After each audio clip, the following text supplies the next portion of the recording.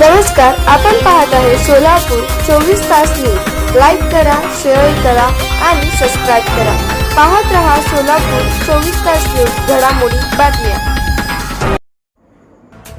पाणी पुरवठा व स्वच्छता विभागातील कर्मचारी यांना कायम करण्यासाठी मुख्य सचिव राजेश अग्रवाल यांची भेट। मुंबई पाणी पुरवठा व स्वच्छता विभागातील कर्मचारी कायम करण्यासाठी राज्याचे प्रमुख सचिव राजेश अग्रवाल यांची भेट घेऊन शासन सेवेत कायम काम करण्याची मागणी कृती समितीचे वतीने करण्यात आली। मंत्रालयात आज पाणी पुरवठा व स्वच्छता विभागातील स्वच्छ भारत मिशन व जल जीवन मिशन मधील कर्मचारी यांच्या प्रश्नांबाबत आज राज्याचे मुख्य सचिव राजेश अग्रवाल यांची भेट घेऊन त्यांचा फोटो व उपकरणे व श्री विठ्ठलांचा प्रसाद व निवेदन कृती समितीच्या वतीने देण्यात आले।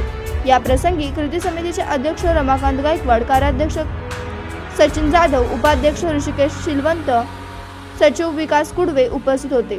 पाणी पुरवठा व स्वच्छता विभागातील स्वच्छ भारत मिशन व जलजीवन मिशन मधील कर्मचारी यांच्या गेल्या 9 महिन्यापासून थकीत असलेले वेतन तातडीने जिल्हा परिषद स्तरावर वितरित करण्याबाबत मुख्य सचिव राजेश अग्रवाल यांच्याकडे मागणी करण्यात आली।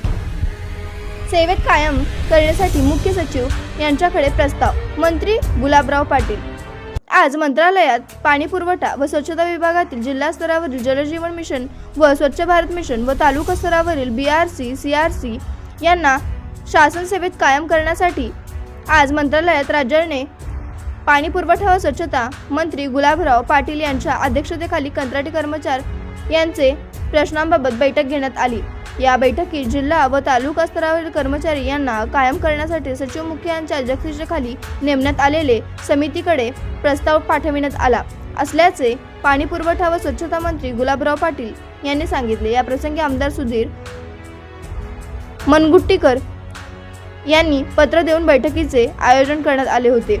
या बैठकीस आमदार सुधीर मुनगंटीवार, प्रकल्प संचालन गंगाथरण, सहसचिव गीता कुलकर्णी, सहसचिव नेत्रा मानकामे, अतिरिक्त अभियान संचालक शेखर रौंदाळ, अतिरिक्त अभियान संचालक देशपांडे, राज्य कृती समितीचे अध्यक्ष रमाकांत गायकवाड, कार्याध्यक्ष सचिन जाधव, उपाध्यक्ष ऋषिकेश शिलवंत गायकवाड, जयवंत गायकवाड, मंत्रालयातील अवर सचिव व इतर अधिकारी उपस्थित होते। येत्या 7 दिवसांमध्ये वेतनासाठी निधी जिल्हा स्तरावर वर्ग करण्यात येणार। जलजीवन मिशनसाठी वेतनासाठी निधी प्राप्त झालेला तसेच स्वच्छ भारत मिशन ग्रामीणसाठी राज्य हिस्सातून निधी उपलब्ध झालेला आहे। सदर निधी या आठवड्यात जिल्हा स्तरावर वर्ग करण्यात येणार आहे। याबाबत केंद्राकडे स्वच्छ भारत मिशनचे निधीची मागणी केली आहे।